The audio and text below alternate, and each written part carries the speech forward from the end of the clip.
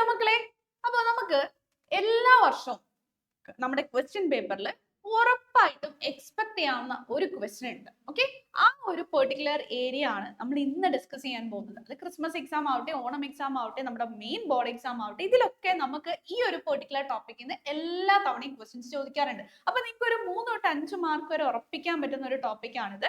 അപ്പൊ എല്ലാവരും കൃത്യമായിട്ട് നോട്ട് ചെയ്ത് പഠിച്ചോളാം. വേറൊന്നുമല്ല, നമ്മുടെ virus, viroids, prions and lichen, ഇവരെയാണ് നമുക്ക് ഏറ്റവും കൂടുതലായിട്ട് ക്വസ്റ്റ്യൻ പേപ്പറിൽ കാണാൻ പറ്റുന്ന ഒരു വിഭാഗം ആൾക്കാർ. ഓക്കെ, അപ്പൊ ഇവർക്ക് കുറച്ച് സ്പെഷ്യാലിറ്റീസ് ഉണ്ട്. എന്താണ്? നമ്മുടെ 5 കിങ്ഡം ക്ലാസിഫിക്കേഷൻ നമുക്ക് ഓൾറെഡി അറിയാം അല്ലെ. കിങ്ഡം മൊണീറ തൊട്ടിട്ട് കിങ്ഡം ആനിമാലിയ അല്ലെ, നമ്മുടെ ആർച്ച് വിറ്റേക്കർ പ്രൊപ്പോസ് ചെയ്ത ആ ഒരു പെർട്ടിക്കുലർ 5 കിങ്ഡം ക്ലാസിഫിക്കേഷൻ അറിയാം അല്ലെ. ഈ ഒരു 5 കിങ്ഡം ക്ലാസിഫിക്കേഷനിൽ പ്രത്യേകമായിട്ട് മെൻഷൻ ചെയ്യപ്പെടാത്ത ഒരു വിഭാഗമാണ് ഈ പറഞ്ഞ വൈറസും, വൈറോയിഡ്സും, പ്രിയോൺസും ഒക്കെ. അവര് കുറച്ച് രാജാക്കന്മാരാണ്, എല്ലാവരിൽ നിന്നും കുറച്ച് വ്യത്യസ്തരായിട്ടുള്ള ആൾക്കാരാണ് ഈ പറഞ്ഞ കുറച്ച് പേര്. ഓക്കെ, അപ്പൊ ഇവരുടെ പ്രത്യേകത എന്താണെന്നുള്ളതാണ് നമ്മളോട് എപ്പോഴും റിപ്പീറ്റഡ് ആയിട്ട് ക്വസ്റ്റ്യൻ ചോദിക്കുന്നത്. അതിന്റെ ഫസ്റ്റ് ആൾക്കാരാണ് നമ്മുടെ വൈറസ്. ഓക്കെ, അപ്പൊ വൈറസ് നമുക്കിപ്പോ കുറച്ചായിട്ട് നല്ല പരിചയമുള്ള ഒരു വിഭാഗം ആൾക്കാരാണ്. എപ്പൊ തൊട്ടിട്ടാണ്? നമ്മുടെ കൊറോണ വൈറസ് വന്നപ്പോ തൊട്ടിട്ട് നമുക്ക് നല്ല പരിചയക്കാരാണ് ഈ പറഞ്ഞ വൈറസിന് അല്ലെ. പിന്നെ അതുപോലെ നിപ്പ വൈറസ്, നമ്മളെ പേടിപ്പിക്കുന്ന മറ്റൊരാൾക്കാരാണ് ഈ പറഞ്ഞ നിപ്പ വൈറസ് അല്ലെ. അങ്ങനെ നമുക്ക് പരിചയമുണ്ട്. പക്ഷെ ഇവർ ശരിക്കും എന്താണ്? ഇവര് ലിവിങ് ആണോ അല്ലെങ്കിൽ നോൺ ലിവിങ് ആണോ എന്നുള്ള കാര്യത്തിൽ തന്നെ വളരെ ഏറെ സംശയങ്ങൾ നിറഞ്ഞു നിൽക്കുന്ന ഒരു കൂട്ടരാണ് ഇവര്. ഓക്കെ, കാരണം എന്താണെന്ന് വെച്ച് കഴിഞ്ഞാല് ഇവരുടെ പ്രത്യേകത എന്ന് പറഞ്ഞാൽ, ഇപ്പം ഒരു ലിവിങ് ഓർഗാനിസത്തിന്റെ പുറത്താണ് ഇവരുള്ളതെങ്കിൽ ഇവർ ഓട്ടോമാറ്റിക്കലി എന്താണ്, ഇങ്ങനെ ഒരു ലിവിങ് അല്ലാത്ത ജസ്റ്റ് ഒരു പ്രോട്ടീൻ അല്ലെ ഒരു ക്രിസ്റ്റലൈൻ സ്ട്രക്ചർ അല്ലെ ഒരു കെമിക്കൽ സ്ട്രക്ചർ മാത്രമാണ് ഈ പറഞ്ഞ വൈറസ് എന്ന് പറയുന്നത്. പക്ഷെ അതേ സമയത്ത് ഇവരൊരു ലിവിങ് ഓർഗാനിസം അല്ലെങ്കിൽ ഒരു ഹോസ്റ്റിനുള്ളിൽ കടന്നു കഴിഞ്ഞു കഴിഞ്ഞാൽ ഇവർക്ക് പിന്നെ എല്ലാം അങ്ങോട്ട് മാറും. അതായത് ആ ഹോസ്റ്റിന്റെ സെല്ല് മൊത്തമായിട്ട് ഇവരുടെ കയ്യിലായിരിക്കും. പിന്നെ അതാണ് ഇവരുടെ ഒരു പ്രത്യേകത എന്ന് പറയുന്നത്. ഓക്കെ, അപ്പം ഈ ഒരു പെർട്ടിക്കുലർ വൈറസിനെ കുറിച്ച് നമ്മളോട് എപ്പോഴും ക്വസ്റ്റ്യൻ ചോദിക്കാറുണ്ട്. അപ്പൊ നമുക്കറിയാം, ഈ ഒരു വൈറസ് എന്ന് പറയുന്നത് ഒരു പ്രോട്ടീൻ പ്ലസ് ഒരു DNA ഓർ ഒരു RNA ആയിരിക്കും. ഓക്കെ, അപ്പൊ ഒരു പ്രോട്ടീൻ ഉണ്ടാവും, അതുപോലെ തന്നെ അതിൻ്റെ ഉള്ളിൽ നമുക്ക് ഒരു ജനറ്റിക് മെറ്റീരിയൽ കാണാൻ പറ്റും. ഈ ജനറ്റിക് മെറ്റീരിയൽ എന്ന് പറയുന്നത് ഏതാണ്? ഒന്നെങ്കിൽ RNA ആവാം അല്ലെങ്കിൽ DNA ആവാം. ഓക്കെ, രണ്ടും കൂടെ ഒരുമിച്ചല്ല വരുന്നത്, ഏതെങ്കിലും ഒരെണ്ണം ആയിരിക്കും. അത് ഡബിൾ സ്ട്രാൻഡഡ് ആവാം അല്ലെങ്കിൽ സിംഗിൾ സ്ട്രാൻഡഡ് ആവാം. ആ ഒരു രീതിയിൽ മീൻസ് നമ്മുടെ DNA ആണെങ്കിലും ഡബിൾ സ്റ്റാൻഡേർഡ് ആവാം, ചിലപ്പോൾ സിംഗിൾ സ്റ്റാൻഡേർഡ് ആവാം. ആ ഒരു രീതിയിലാണ് നമുക്ക് ആരെ കാണാൻ പറ്റുന്നത്? ഈ ഒരു വൈറസിനെ കാണാൻ പറ്റുന്നത്. ഇവിടെ നിങ്ങൾക്ക് ഒരു പിക്ചർ കാണാം അല്ലെ, നല്ല ഭംഗിയുണ്ട് കാണാൻ.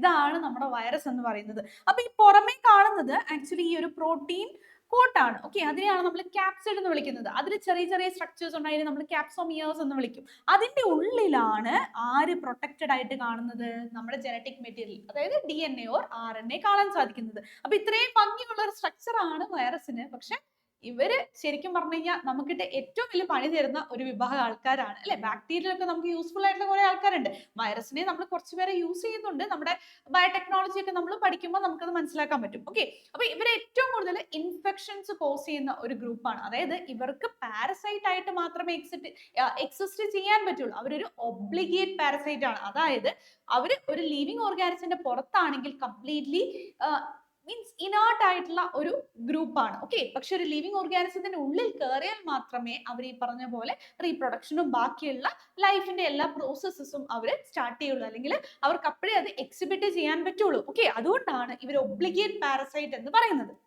ഫൈൻ, അപ്പൊ നിങ്ങളോട് ചോദിക്കുന്നത് ഈ പറഞ്ഞ വൈറസിന്റെ സ്ട്രക്ചർ എന്താണെന്ന് ചോദിക്കും. അപ്പൊ നിങ്ങൾ DNA ഓർ RNA പ്ലസ് ഒരു പ്രോട്ടീൻ കോട്ട് എന്നുള്ള കാര്യം ചോദിക്കും. ഓക്കെ, പിന്നെ നമ്മളോട് ചോദിക്കുന്നതാണ് കുറച്ച് കോമൺ ആയിട്ടുള്ള വൈറൽ ഡിസീസസ് ഏതൊക്കെയാണ് common called, influenza, AIDS, small pox. Okay, ഇതൊക്കെയാണ് നമ്മുടെ കോമൺ ആയിട്ടുള്ള കുറച്ച് എന്താണ് വൈറൽ ഡിസീസസ് എന്ന് പറയുന്നത്. പിന്നെ വേറൊരു കാര്യം നിങ്ങൾ ഓർത്തിരിക്കേണ്ടത് ബാക്ടീരിയോ ഫേജിനെ കുറിച്ചാണ്. അതായത് ഈ വൈറസ് ആരെയും അറ്റാക്ക് ചെയ്യും? ബാക്ടീരിയനെ അറ്റാക്ക് ചെയ്യും. അങ്ങനെ ബാക്ടീരിയനെ അറ്റാക്ക് ചെയ്യുന്ന ആ ഒരു പെർട്ടിക്കുലർ ഗ്രൂപ്പിനെയാണ് നമ്മൾ ബാക്ടീരിയോ ഫേജസ് എന്ന് പറയുന്നത്. ഈ bacterio phages usually double stranded ആയിട്ടുള്ള DNA വൈറസ് ആയിരിക്കും. അത് നിങ്ങൾ പ്രത്യേകം നോട്ട് ചെയ്ത് പഠിച്ചോ. ഇത് നിങ്ങളോട് ഷുവർ ആയിട്ട് ചോദിക്കുന്ന ഒരു ക്വസ്റ്റൻ ആണ്. അത്രയും കാര്യങ്ങളാണ് നമ്മൾ ഇവിടെ ഓർത്തിരിക്കേണ്ടത്. ഓക്കെ, പിന്നെ പ്രോട്ടീൻ കോട്ടിന്റെ പേരാണ് പിന്നെ നമ്മളോട് ചോദിക്കുന്നത്. അതിനെ നമ്മൾ ക്യാപ്സിഡ് എന്ന് വിളിക്കും. ഓക്കെ, അത് പിന്നീട് സ്മോളർ സബ് യൂണിറ്റ്സ് നമുക്ക് അതിൽ കാണാൻ പറ്റും. അതിനെയാണ് നമ്മൾ ക്യാപ്സോമിയേഴ്സ് എന്ന് വിളിക്കുന്നത്. അതിങ്ങനെ ഹെലിക്കൽ സ്ട്രക്ചർ അല്ലെങ്കിൽ ഒരു പോളിഹെഡ്രൽ ജോമെട്രിക് സ്ട്രക്ചറിലൊക്കെയാണ് ഈ പറഞ്ഞ ക്യാപ്സോമിയേഴ്സ് അറേഞ്ച് ചെയ്യുന്നത്. അതുകൊണ്ടാണ് ഈ വൈറസ് ഇത്തരം ഭംഗിയുള്ള സ്ട്രക്ചേഴ്സ് നമുക്ക് കാണാൻ പറ്റുന്നത്. സെറ്റ് അല്ലേ? ഓക്കെ, ഇതാണ് നമ്മളോട് ചോദിക്കുന്ന മെയിൻ ക്വസ്റ്റ്യൻസ് വൈറസിൽ നിന്ന്. ഇനി അടുത്തതാണ് നമ്മുടെ വൈറോയിഡ്സ് എന്ന് പറയുന്ന ഗ്രൂപ്പ്. ഓക്കെ, വൈറോയിഡ്സ് ആരെ ഡിസ്കവർ ചെയ്തെന്നുള്ളത് നമ്മളോട് ചോദിക്കും. ദാറ്റ് ഈസ് ടിയോ ഡയനർ ആണ്. ഇതെന്താണ്? വളരെ ഇൻഫെക്ഷ്യസ് ആയിട്ടുള്ള ഒരു ഏജന്റ് ആണ്, പക്ഷെ വളരെ സ്മോളർ ഇൻ സൈസ് ആണ്. ഓക്കെ, അത് വൈറസിനേക്കാളും ചെറിയൊരു ഗ്രൂപ്പ് ആണ് ഈ പറഞ്ഞ വൈറോയിഡ്സ്. ഓക്കെ, അപ്പൊ നമ്മുടെ potato spindle tuber disease അതിന് മേജർ ആയിട്ട് കാരണം ഈ പറഞ്ഞ വൈറോയിഡ്സ് ആണ്. ഓക്കെ, ഇവരുടെ പ്രത്യേകത എന്താണ്? ഇതില് ഒരു ഫ്രീ ആയിട്ടുള്ള ഒരു RNA ഉണ്ടാവും. ഓക്കെ, ഒരു ജനറ്റിക് മെറ്റീരിയൽ ഉണ്ടാവും, പക്ഷെ പ്രോട്ടീൻ കോട്ടൊന്നും നമുക്ക് കാണാൻ പറ്റില്ല. ഓക്കെ, അപ്പം ഈ ഒരു പെർട്ടിക്കുലർ ജനറ്റിക് മെറ്റീരിയൽ മാത്രമേ ഉള്ളൂ. എന്താണ്? പ്രോട്ടീൻ കോട്ട് ആർക്കില്ല? വൈറോയിഡ്സിനില്ല. അപ്പൊ നിങ്ങളോട് വൈറസും വൈറോയിഡ്സും തമ്മിലുള്ള ഡിഫറൻസ് ചോദിച്ചാൽ നിങ്ങൾക്ക് എഴുതാൻ പറ്റില്ലേ? ഓക്കെ, ഇതിപ്പം നോട്ട് ചെയ്ത് വെക്കാട്ടോ.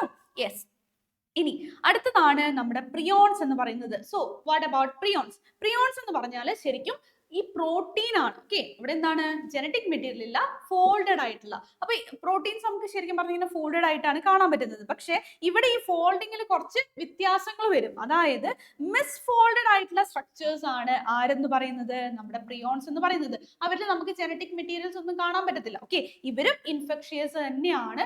അതായത് നമ്മുടെ ന്യൂറോ ഡീജനറേറ്റീവ് ഡിസീസസിനൊക്കെ ഒരു കാരണം എന്ന് പറയുന്നത് നമ്മുടെ പ്രിയോൺസ് ആണ്. നമ്മുടെ എന്താ പറയാ, നെർവ്സിനൊക്കെയാണ് ഇവർ നേരെ പോയിട്ട് അറ്റാക്ക് ചെയ്യുന്നത്. ഓക്കെ, അപ്പം ഇവിടെ മേജർ ആയിട്ട് നിങ്ങൾ ഓർത്തിരിക്കേണ്ടത് അതൊരു പാർട്ട്. അത് കൂടാണ്ട് ഇവര് കോസ് ചെയ്യുന്ന ആ ഒരു പെർട്ടിക്കുലർ ഡിസീസ്, കാറ്റിൽ നമുക്ക് ബൊവൈൻ സ്പോഞ്ചിഫോം എൻസെഫലോപ്പതി എന്നുള്ള എന്താണ്?